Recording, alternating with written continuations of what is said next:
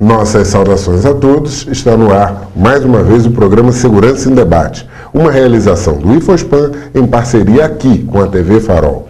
Hoje conosco, Dr. Wellington Jesus Silva, advogado, especialista em transportes e trânsito. Vamos discutir aí sobre toda essa temática que envolve o país como um todo, iniciou os protestos em nosso país em relação ao aumento ou não das passagens de ônibus, e todos esses temas serão debatidos aqui no nosso programa. Desde já, o senhor está bem-vindo aqui, seja bem-vindo em nosso programa, e lhe peço para que faça um diagnóstico do transporte, do trânsito brasileiro como um todo.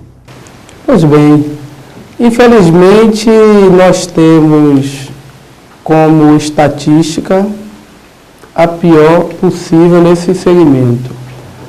O Brasil ocupa um dos primeiros lugares, principalmente na violência do trânsito. A cada semana, praticamente, cai um avião em mortes no trânsito. E isso de tão habitual, de tão costumeiro, sequer choca a população do país. Temos esse triste dado real de muitas mortes, por uma série de fatores que discutiremos aqui no decorrer desse bate-papo. E, felizmente, o poder público sinalizou em medidas que inibam o crescimento dessa realidade, que a gente já enxerga que a médio e a longo prazo terá alcance de reduzir. Mas muitas coisas precisam serem feitas para que a gente saia dessa posição de destaque no quesito acidentes de trânsito. E no que se refere ao transporte individual, coletivo, como é que está a situação do nosso país, de forma genérica? Também não vai muito bem. O que ocorre é que o transporte no Brasil, ele ainda, mesmo ocupando uma posição de destaque, principalmente na seara municipal e intermunicipal nos grandes centros, ele não conseguiu ter a prioridade merecida.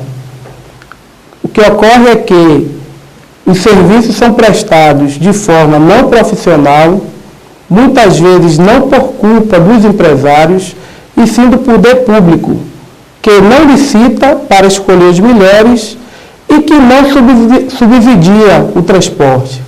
E às vezes a gente até pede uma atenção a essa questão. Quando a gente fala em subsídio de transporte, é assim nos grandes países, nos grandes centros, é assim que funciona. E aqui no Brasil parece que a gente está falando em crime. Acho que depois que o poder público fizer licitações e subsidiar quando precisar, teremos avanços enormes na questão da oferta de transporte para a população. Felipe.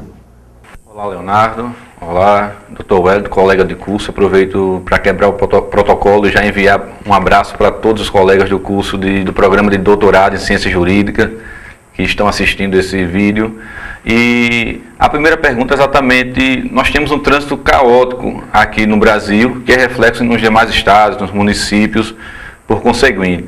E temos aí acidentes de moto, com várias mortes, temos acidente de carro, temos ônibus superlotados, temos metrôs superlotados e quase nenhum estado consegue ter um transporte exemplar.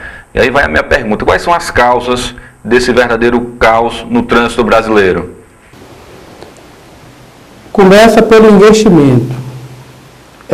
O Brasil tem algumas deficiências em receita, mas pelo menos nesse particular de transporte e trânsito, dinheiro não falta.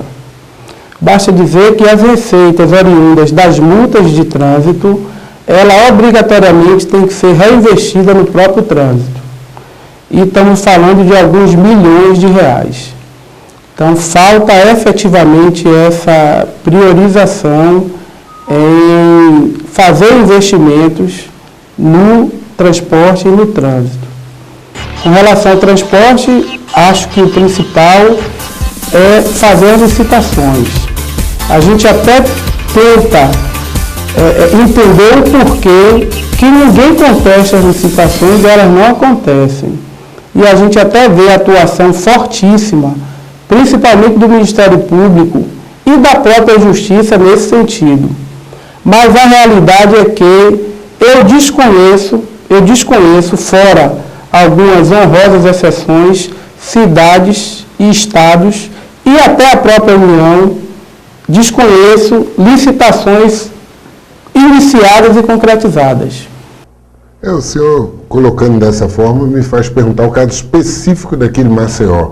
Nossa capital teve um prefeito que saiu há poucos meses, com 8 anos no mandato, entrou dizendo que iria fazer a licitação do transporte público e saiu 8 anos depois sem que essa licitação fosse concretizada e nos encontramos aí já com 7 meses da nova gestão, um novo prefeito que entrou e a licitação está suspensa, não avança. Também registramos um trabalho de persistência até da representante do Ministério Público, da promotora Fernanda Moreira, se não me falha a memória, mas mesmo assim a licitação do transporte público não sai. O que dizer numa situação dessa? O que podemos fazer para virar essa página e termos a licitação que trará certamente um transporte público, ônibus de mais qualidade para a nossa sociedade? Pois bem, se eu lhe dar um dado aqui curioso, a realidade de Maceió, a realidade de Alagoas é a mesma do Brasil inteiro. Essa realidade que você colocou aqui pode falar sem medo de errar. Qualquer grande centro, qualquer grande cidade apresenta as mesmas dificuldades. Para fazer uma comparação até oportuna com o trânsito, quando acontece um acidente que não se tem a causa, o que é que se diz? Acidente misterioso, né? Então eu diria que é um mistério. Ninguém vem a público dizer que é contra a licitação. Porque a licitação é melhor para todos, inclusive para os próprios empresários, que se não tiver o equilíbrio contratual da prestação de serviço, a licitação garante que o Estado subsidie. Hoje, na prática, o que é que a gente vê? Todo mundo, a gente vê até esse movimento com muita propriedade da população em defender gratuidade para estudantes, para idosos. A gente não é contra, quero deixar até aqui esse registro, mas a conta tem que fechar. E o empresário muitas vezes fica imprensado pelo gestor público em atender a um pleito social, conceder gratuidade, é como a gente diz, fazer cortesia com chapéu alheio. Por quê? Porque o empresário vai ser obrigado pelo poder público a fazer a concessão daquela gratuidade e não pode questionar o poder público o equilíbrio do contrato, porque falta ao empresário exatamente a licitação que dá suporte jurídico de fazer esse pleito. Perfeito.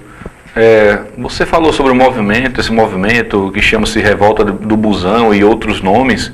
E uma das frases que mais me chamou a atenção, feliz frase do movimento, era que país desenvolvido não é aquele onde pobre anda de carro, mas onde rico anda de transporte público.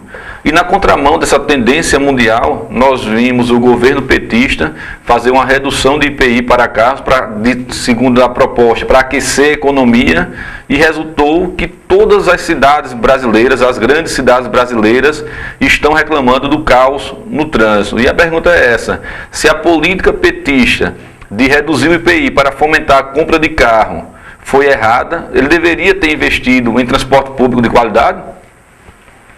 Bom, eu acho que ele deveria fazer duas coisas. Nada impede que o governo dê concessão de isenção de imposto para que se fomente a economia do país.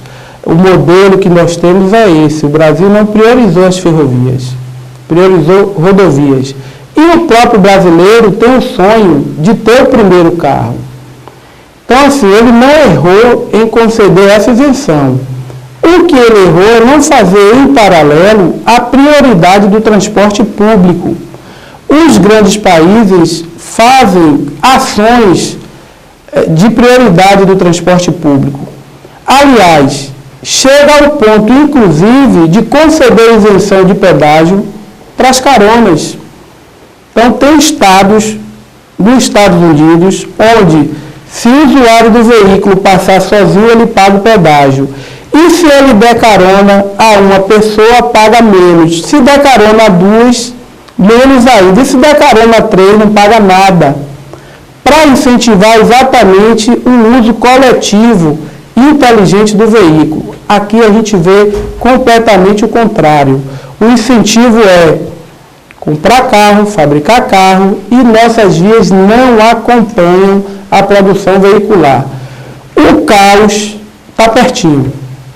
A gente já está sentindo isso na pele, e a gente ouvia há 30 anos atrás, talvez um pouco menos, história dos engarrafamentos de São Paulo. E hoje em dia a realidade da cidade de São Paulo, assim como coloquei um paralelo que a realidade de transporte em Maceió do Brasil inteiro, posso dizer que no trânsito também é. Eu gostaria de uma colocação sua, fazer uma comparação, os malefícios que essa priorização ao transporte rodoviário em detrimento do transporte ferroviário trazem para o nosso país, os gastos com os caminhões nas rodovias em grandes quantidades, quando temos protestos e essas rodovias são fechadas, eles têm que ficar ali alguns dias, os prejuízos são imensos. O que poderia falar a respeito dessa priorização que talvez traga alguns prejuízos? Muitos prejuízos. Acho que foi um erro histórico do Brasil em abandonar as ferrovias. O Brasil ele tem uma malha ferroviária insignificante. E não só para transporte de carga, também para transporte público. O Brasil praticamente não tem transporte marítimo, nem fluvial. Raríssimas exceções das cargas. E ainda assim, em alguns portos, em casos isolados. Então, acho que esse erro assim, enorme.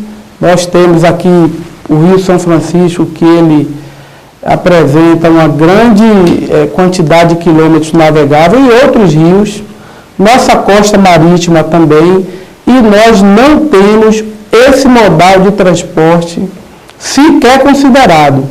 A ferrovia existe de forma muito tímida, mas ainda existe. Então, eu acho que o Brasil ele errou em adotar a prioridade quase como exclusiva da rodovia, mas temos tempo de começar a mudar essa política, a mudar esse conceito. Dr. Wellington, além do congestionamento e da superlotação, do trânsito lento aqui em Alagoas, nós temos uma peculiaridade aqui em Alagoas, é a questão da violência no trânsito. Se multiplicam os casos de assalto e roubos em ônibus dentro dos ônibus aqui em Alagoas. Apesar do monitoramento, alguns ônibus colocam câmera, mas eu me assustei em só agora a Polícia Civil dizer que vai fechar uma parceria com as empresas de ônibus para remeter esse material para fazer uma investigação. Depois de tanto tempo que é filmado, parece que só agora se instalaram para fazer, de fato, o monitoramento dessas imagens. E eu pergunto, além do monitoramento dessas imagens, há algum mecanismo para aumentar a segurança para andar dentro dos ônibus aqui em Alagoas? Sim, eu acho que a gente não precisa nem reinventar a roda. Acho que experiência em outros estados bem-sucedida, e posso dizer que a Bahia até tem experiência nesse quesito, pode ser trazida aqui para Alagoas e adaptada à realidade aqui de vocês. Lá foi criado um grupo com Polícia Civil, Polícia Militar, empresários, operadores do transporte alternativo, OAB, sociedade civil organizada, e esse grupo começou a discutir e implementar ações. Também, claro, o controle de câmeras dentro do veículo facilitou. O fato é que nós conseguimos diminuir os índices de assaltos. Evidente que tem épocas de pico, mas a nossa realidade que ainda preocupa, pelo menos no quesito transporte, já está em condição melhor do que antes de ter esse, vamos dizer, esforço coletivo para combater esse tipo de assalto. Porque um dado aqui importante do assalto não é só propriamente a insegurança que contamina e que preocupa a população. é um sentimento de insegurança. Então, esse sentimento agrava mais ainda a situação. Felipe, só para colocar rapidamente aqui um fato, é porque esse acordo que você citou com a Polícia Civil e as empresas de ônibus, é porque as empresas de ônibus aqui em Alagoas não demonstram muito interesse na apuração dos crimes, até mesmo porque há o relato de que quem paga o prejuízo é o cobrador, é o motorista, a empresa não fica no prejuízo. Essas gravações muitas vezes não são feitas porque não são colocadas as fitas, é só a câmera mesmo para enganar, não tem a fita. Quando foi feita a proposta de tirar aquela propaganda do vidro traseiro do ônibus para facilitar a visualização por parte de uma viatura policial, as empresas foram as primeiras a serem contrárias. Então tem uma resistência da própria empresa em ajudar aí nessas questões que poderiam ajudar a investigação. Mas gostaria de deixar uma pergunta no ar rapidamente aqui para o próximo bloco, doutor Wellington, acerca do trem-bala. Vamos falar do trem-bala aí que está movimentando o nosso país. Mas não saia daí, já já voltamos. Lembrando que esse programa é um oferecimento do restaurante New Hakata, a grife da culinária japonesa. Até já.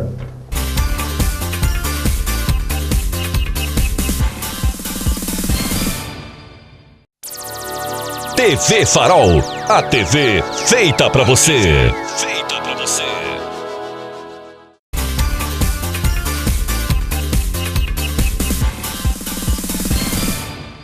Voltamos ao nosso debate, hoje com o Dr. Wellington Jesus Silva, advogado especialista em transporte e trânsito. Dr. Wellington, no bloco anterior eu encerrei deixando no ar a questão do trem-bala. Muito se coloca que o Brasil não tem uma malha ferroviária extensa, suas rodovias estão em situação caótica, muitas vezes precisando ser recapeadas, mas há a discussão ferrenha do projeto do trem-bala. Na última semana houve uma interrupção na licitação, porque só havia uma empresa interessada, mas esse projeto que surgiu à época em torno de 15 bilhões de reais, hoje já custa cerca de 38 bilhões, uma obra de trem-bala que ligaria São Paulo ao Rio de Janeiro, e há quem fale que no final de uma licitação chegaria a 50 bilhões. Qual é a sua opinião acerca do investimento pesado da União no projeto do trem-bala? Bom, eu, para ser bem franco, com todo respeito à cidade do Rio de Janeiro, assim como as outras do Brasil, cidade que, além de maravilhosa, a gente tem grande admiração. Para mim, tem bala no Brasil, só aquele do Rio que o pessoal atirou. O que é que acontece? Não existe mágica para se fazer. Não tem viabilidade econômica para as empresas construírem o trem-bala e não ter condição de retirar esse investimento. Para isso acontecer, o Estado vai ter que subsidiar. Porém, a grande questão é o seguinte: quando o subsídio ele é pequeno, justifica-se o Estado alocar aquela verba para o subsídio. Nesse caso específico do trem-bala, o montante envolvido é muito grande. Aí entra na questão até da responsabilidade fiscal do gestor. Isso é prioridade? Ao meu entender, não é.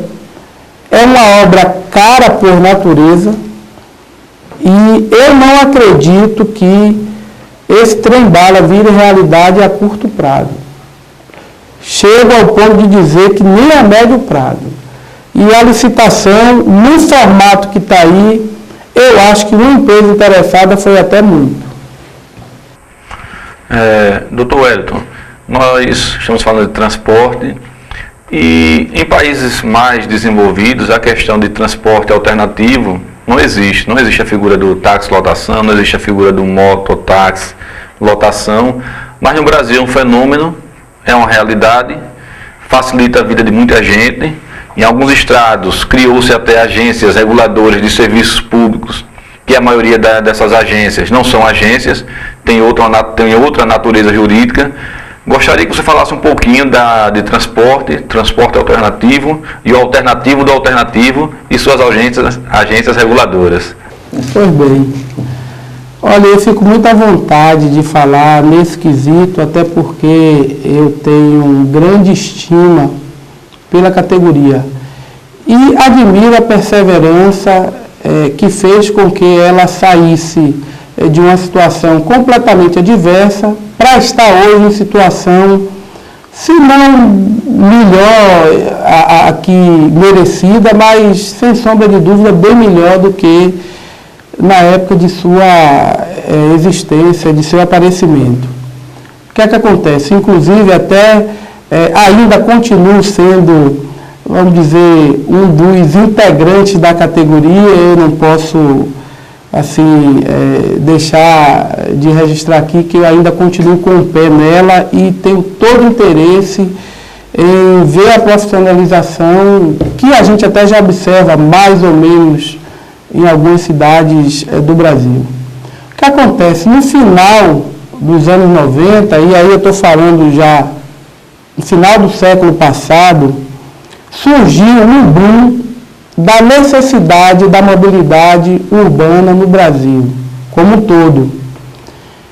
E, imediatamente, começaram a surgir linhas de transportes onde, inicialmente, eram, vamos dizer assim, tinha como objeto apenas as demandas rarefeitas que as grandes empresas não tinham interesse econômico e meus gestores tinham mecanismo de obrigar as empresas a atender essa demanda rarefeita.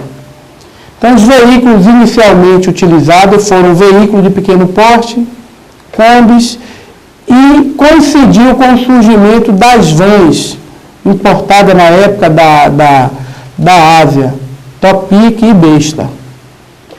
Então, o que é que acontece? De uma hora para outra, todos os grandes centros se viram inchados com esse tipo de veículos. O que acontece? Quando a coisa chegou ao ponto de prejudicar o faturamento das empresas e ter impacto no trânsito, tanto o poder público começou a coibir, quanto os empresários começaram a pressionar essa ação do poder público. Para a gente não se alongar muito nessa história de quando começou, mas começou assim, o que é que acontece? Porque eles continuaram, apesar da resistência dos empresários e do combate, porque a população apoiou esse tipo de serviço. Não tinha ônibus nos horários onde não havia viabilidade econômica para os empresários. Então, surgiu assim, lógico, isso era o osso. E todo mundo gosta de comer filé. Então, foi invariável aproveitar, além desse horário de demanda rarefeita, também os horários chamados de pico. Esses veículos também começaram nas periferias dos grandes centros.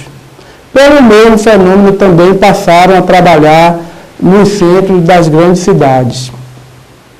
Hoje a coisa já profissionalizou. Surgiram diversas entidades, associações, sindicatos, cooperativas, federações de sindicato e de cooperativa, que deram suportes exatamente a esse tipo de associações. Não teve jeito.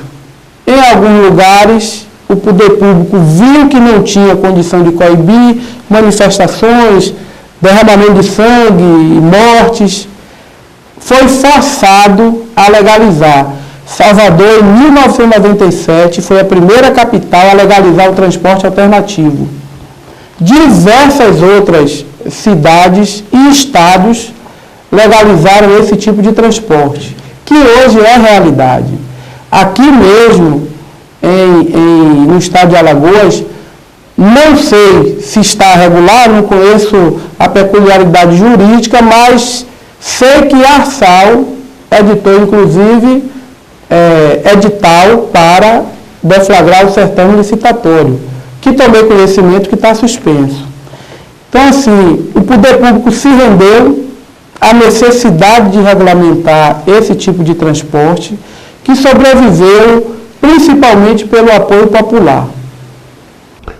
Doutor Wellington, ainda em cima dessa questão dos transportes, eu gostaria de um comentário seu acerca da ausência de uma política nacional de transporte. O nosso país vive aí, quando surge um problema, tenta dar uma resolução ali, a toque de caixa, mas não se programa, não faz uma questão mais abrangente, como seria uma política nacional. O que o senhor poderia dizer a esse respeito?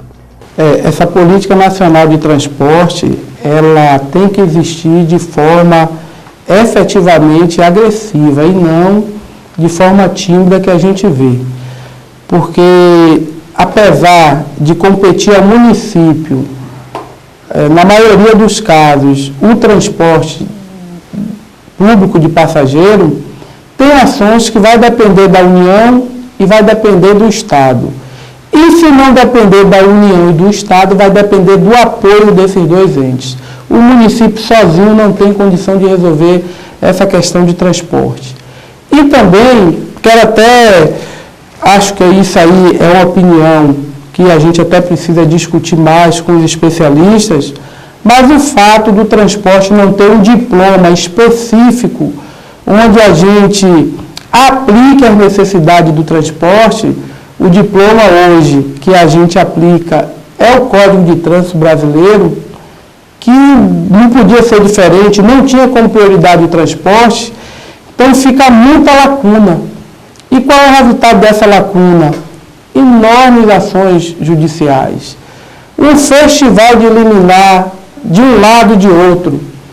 E aí o Supremo até já se posicionou quando não existe licitação, que a população tem que ser preservada em sua mobilidade e que, se não tem licitação, todo mundo, em linhas gerais, está irregular e teria que inibir a operação como um todo.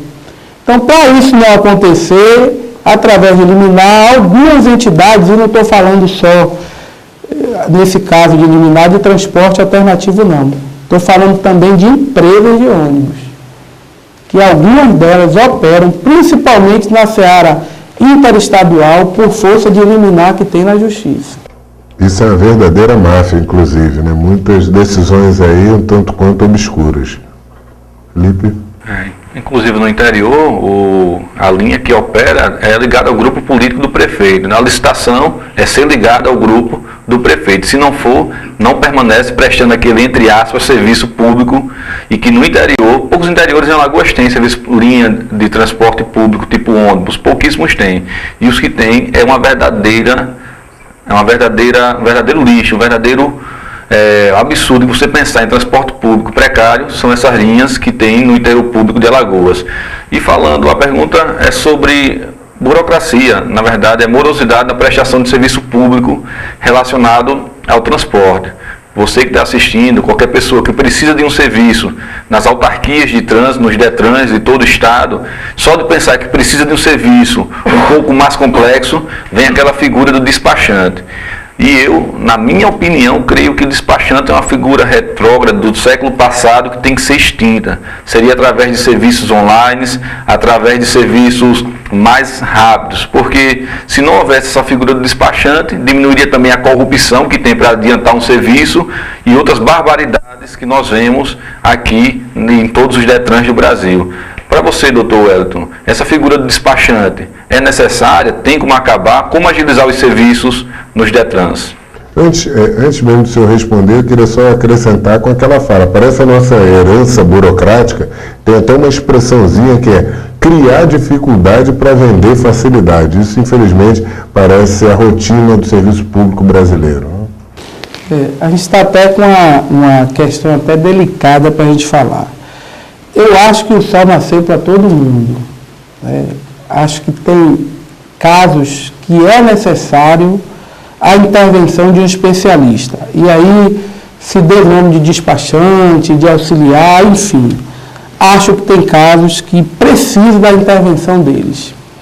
Mas não acho que a coisa tem que ser colocada como obrigatoriedade da atuação do despachante, como você perguntou. Então, estou com a observação que foi feita. Efetivamente, existe dificuldades que são implantadas para se vender facilidades. Então, para ser objetivo na pergunta do despachante, eu sou a favor da manutenção deles, porém, acho que a manutenção do despachante tem que ser feita em paralelo a uma ação clara e transparente para o próprio usuário, por si próprio, fazer os serviços que precisam. Em outras palavras, o despachante tem que ser uma faculdade de escolha do usuário e não uma obrigação, como a gente vê em alguns casos. É uma colocação interessante aí, é que não tendo sido resolvidos os outros pontos do nosso transporte, vem surgindo com muita força a questão do ciclista, né? Quer seja aquele que, para economizar na passagem, utiliza a bicicleta para ir ao seu local de trabalho, que é muito comum na construção civil, por exemplo, ou aquele que, no seu momento de lazer, usa a bicicleta em forma de exercício físico. O que dizer da ausência, ou pelo menos da carência de ciclovias em nosso país, que é muito grande? Esse dado, inclusive, preocupa. Por que preocupa? Além da gente observar isso, raríssimas exceções, a gente vê cidades tomando ações para priorizar essa ação do ciclista. E quando toma, a gente vê que são medidas paliativas. Não se cria vias exclusivas para ciclista, se aproveita as vias veiculares de forma com sinalização precárias, e a gente vê uma série de acidentes que acontecem, por exemplo, em São Paulo, onde tem essas vias. Mas quero dizer que tem países que priorizam esse tipo de veículo. Estou falando de veículo, de propulsão humana. Bicicleta é veículo. Basta lhe dizer que você, estando, por exemplo, na Holanda, praticamente você anda o país inteiro com vias integradas ao trânsito, mas específica do ciclista. E lá, como tem a regulamentação do ciclista, também tem a fiscalização, coisa que aqui a gente não tem.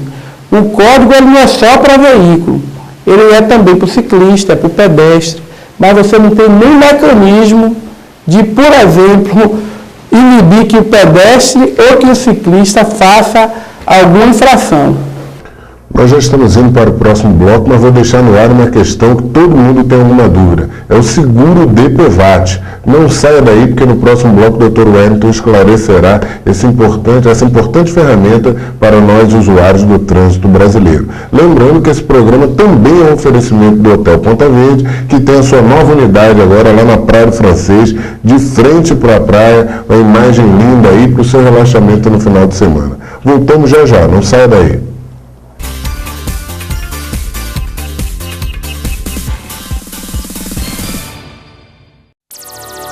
TV Farol, a TV feita pra você. Feita pra você.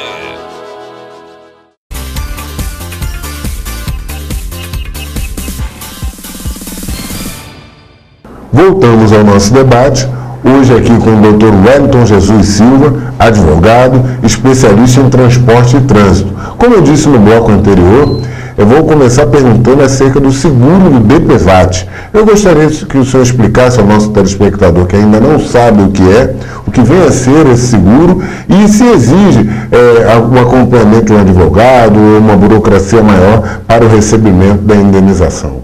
Pois bem, eu vou tentar até dar uma explicação um pouco técnica para que todos entendam o que é o DPVAT.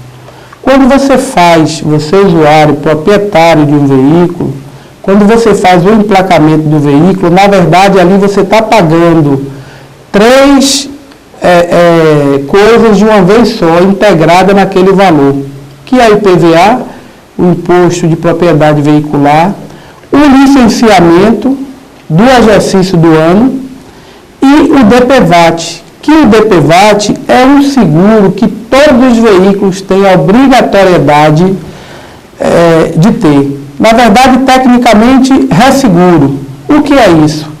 É um valor que ele fica creditado em uma conta específica e essa verba serve para custear algumas situações do trânsito, inclusive indenização no caso de morte, invalidez permanente ou invalidez provisória, total ou parcial. Então, isso é o DPVAT. Quando acontece algum acidente envolvendo o veículo, então, a vítima do acidente dá entrada em uma seguradora conveniada hoje em dia já abriu o leque de seguradoras que recebem esse tipo de pleito e é feito um processo administrativo que culmina com o pagamento daquela indenização. É importante aqui a gente esclarecer que a pessoa ou a família da pessoa, no caso de morte, não precisa contratar nenhum técnico, nenhum especialista para ter acesso ao recebimento dessa verba. Lógico, isso não impede que voluntariamente, se ela quiser contratar algum especialista para ajudá-la, que assim faça. Mas não existe essa obrigatoriedade. A própria pessoa ou a família dela, no caso de vítima fatal, tem condição de fazer esse pleito e não demora. A gente não tem dados aqui do estado de Alagoas, mas esse DPVAT ele é nacional, mas a gente acha que 60 dias é um prazo que acontece em média em cada estado para o recebimento efetivo desse valor.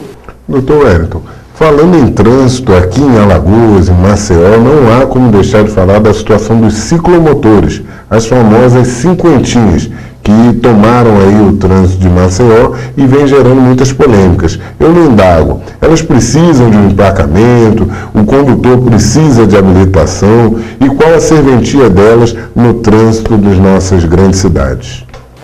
Olha, eu acho que a serventia dela, assim como os outros modais, se justifica pela procura. A gente está vendo aí o fenômeno de congestionamento nas grandes cidades e uma alternativa é o veículo de duas rodas, seja bicicleta, ciclomotores, motocicletas ou motonetas. No caso desses ciclomotores, veículos de 50 cilindradas abaixo, que a gente conhece popularmente como cinquentinha, existe um grande detalhe com relação ao seu funcionamento. Que detalhe é esse?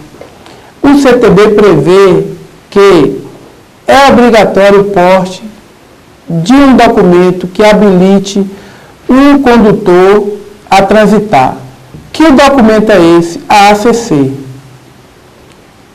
Qual é a grande dificuldade desta ACC? Quero dizer que a ACC é uma carteira que existe, uma patente que existe e eu nunca vi.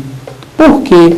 Porque a exigência de tirar a ACC é a mesma de tirar uma carteira de categoria A. 45 horas teóricas, ou 44, me fugiu bem agora, e 20 prática. Então, se a pessoa leva essa jornada para tirar uma categoria ACC, tira logo a A. Outro fator que dificulta é que a competência para conceder a ACC é do município. E aí os municípios não regulamentam e pasmem, porque a maioria deles nem sabe que tem essa competência. Então, compete ao município expedir a ACC, compete ao município dizer a forma de registro desse veículo, e esse registro pode ser com ou sem emplacamento, com ou sem identificação, mas, na prática, o que a gente vê é que esses veículos são utilizados simplesmente com a nota fiscal de sua aquisição, sem nenhum critério de fiscalização nem de regulamentação. Uma pergunta que ficou pendente do bloco passado: qual é a natureza jurídica dessa ARSAL e se é necessário fazer concurso público para trabalhar na ARSAL? O que acontece com as agências estaduais e municipais, e aí a gente não pode nem particularizar a ARSAL, é que a agência no nome, a agência não faz de conta. Não estou querendo com isso diminuir o papel da agência.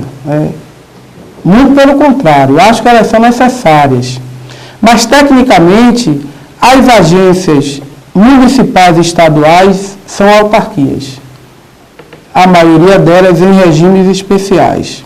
Por quê? Carece de algumas condições de ser agência. Quando a gente fala em agência, só para vocês terem uma ideia e uma referência, por exemplo, a ANEEL, a Anatel, a ANAC, verdadeiramente são agências. seus gestores têm mandato, podendo reconduzir ou não, mas tem mandato. Nem o chefe do executivo pode tirá-lo daquele cargo. É o exercício do mandato dele, a menos que ele responda a algum processo administrativo, que garante a permanência dele durante aquele mandato, que nem coincide com o gestor do executivo. Tem um intervalo de 2 anos, os mandatos também são de 4 anos, exatamente para diminuir a influência do chefe do executivo, porque o objetivo de uma agência é fiscalizar, inclusive, o próprio executivo. Pois bem, as agências estaduais e municipais, a gente vê exatamente o contrário. Nomeação livre e exoneração livre do gestor do executivo. Então, não tem como um gestor de uma agência, seja a SAL, seja a GERBA, no nosso caso lá na Bahia ou qualquer outra, contrariar o chefe do executivo. Ou ele reza a cartilha, ou ele vai ser exonerado, ainda que saia no diário exonerado a pedido. Mas, efetivamente, a agência não é autarquia. Tem casos que não é nem autarquia, é empresa pública, que já tem até uma certa dificuldade de regulamentação e de fiscalização, mas só no fato de existir a SAL, a GERBA e empresas públicas, a gente já enxerga com bons olhos, porque é um princípio, principalmente porque compete, no caso particular aqui de Alagoas, a SAL, a gestão do transporte intermunicipal, não sei se aqui tem metropolitano, e acho que a agência, quanto mais ela ter importância, quanto mais ter técnicos gabaritados, vai fazer com que ela alcance o objetivo de ajudar a uma prestação melhor de serviço. Mesmo sendo autarquia, para exercer função, é uma função pública, se aqui a gente querer entrar na seara administrativa de cargo de função, precisa concurso, a menos que seja cargo chamado de confiança, que é de livre nomeação e exoneração do chefe de executivo.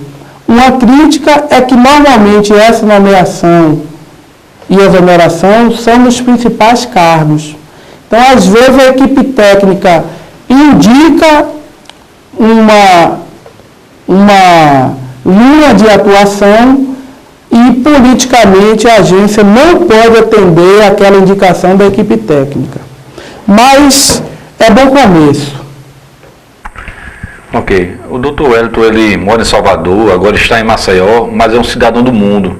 E teve a oportunidade de conhecer diversos tipos de transportes em diversos países.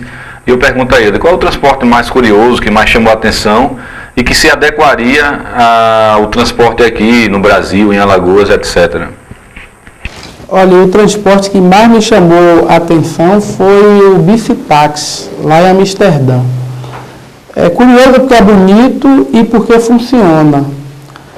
Aliás, tudo lá funciona. É impressionante como eles conseguiram uma equação que todos os modais de transporte se comunicam. E você, às vezes, paga tarifa única. Você pode andar 80% da cidade de Amsterdã com transporte marítimo. Então, isso é um diferencial. Muita gente fala em Veneza, que tem a sua beleza também, turisticamente. Mas, se você morar em Amsterdã, você pode, a depender do local que você more e do local que você trabalhe, de utilizar exclusivamente o transporte marítimo. Acho que isso é uma curiosidade, vamos dizer, interessante.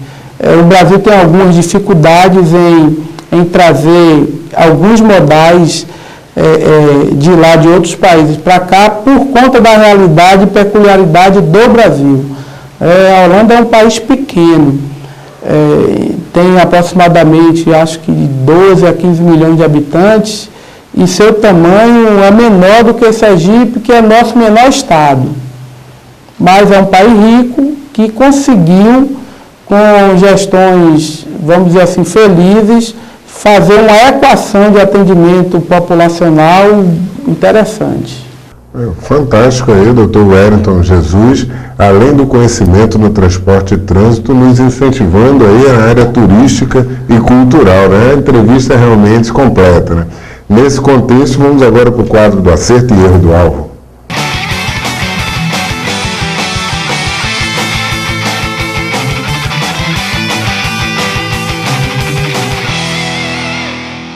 No acerto do alvo, vou dedicar finalmente para o governo brasileiro que, através de lei, obrigou as montadoras de veículos, a partir do próximo ano, 2014, a colocarem itens maiores de segurança nos nossos veículos. O airbag começará a ser aplicado a partir do próximo ano, inviabilizando aquela situação do passado em que os veículos brasileiros nada tinham de segurança e, quando eram exportados, recebiam os itens de segurança, barras laterais, airbags e outros itens, e lá ainda eram vendidos a preços menores do que aqui. Então já foi um bom começo, desde que esses itens de segurança não significam um aumento maior ainda nos nossos preços de veículos, que já são super elevados. E o meu erro do alvo hoje vai para a violência do trânsito brasileiro. Muitas mortes, mais de 40 mil mortes anuais relacionadas ao trânsito. Isso é um absurdo e temos que exigir medidas para que coloquemos um fim, ou pelo menos uma redução drástica nesses números lamentáveis. Doutor Wellington, seu acerto e erro do alvo. Meu acerto no alvo é a perseverança dos operadores de transporte alternativo e também dos mototaxistas. Acho que, com muito mérito, eles hoje estão em situação mais favorável do que quando eles iniciaram a sua operação, e grande parte disso se deve, como já falei, ao apoio popular e também à perseverança dos principais operadores. E o erro do alvo, esse mistério de licitação que não acontece. E a gente até acredita que, por ser uma questão que a sociedade civil organizada tem interesse, e principalmente como instituições como o Ministério Público também fazem o seu papel nesse segmento, a gente vê com bons olhos essa realidade já de curto prazo que a gente imagina que efetivamente essas licitações aconteçam. O meu acerto do alvo vai para as leis que estão exigindo a redução do número de poluentes nos combustíveis. E o meu erro do alvo, mais uma vez, são tantos que eu vou ter que fazer um sorteio. Mas principalmente para a SAL, nossa agência reguladora aqui em Alagoas, que ainda não fez concurso. Se não faz concurso, é cabide de emprego. Se é cabide de emprego, leva a erro do alvo.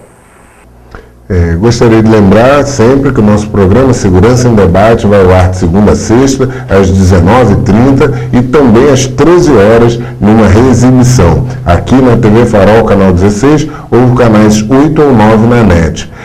Dr. Wellington, gostaria de 1 minuto ouvir suas considerações finais acerca da sua participação aqui no programa e o trânsito e transporte brasileiros.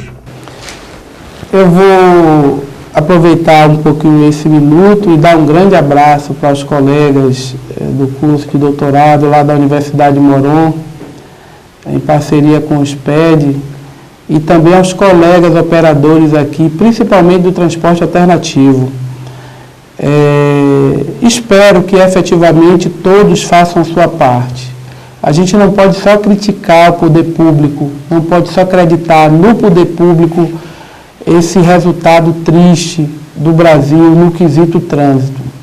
E é um bom começo as pessoas fazerem a sua parte, é um bom começo as pessoas formarem opinião para que outras pessoas também façam a sua.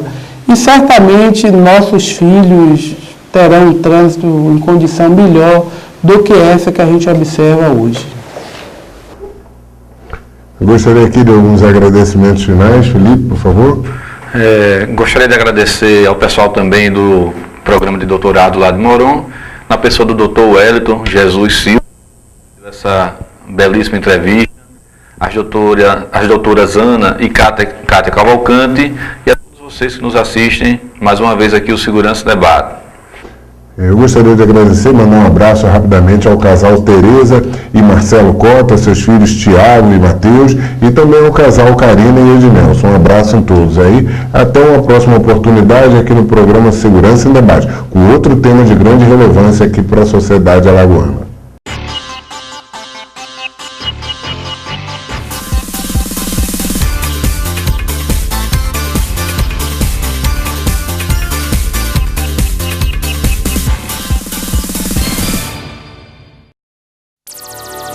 TV Farol, a TV feita pra você.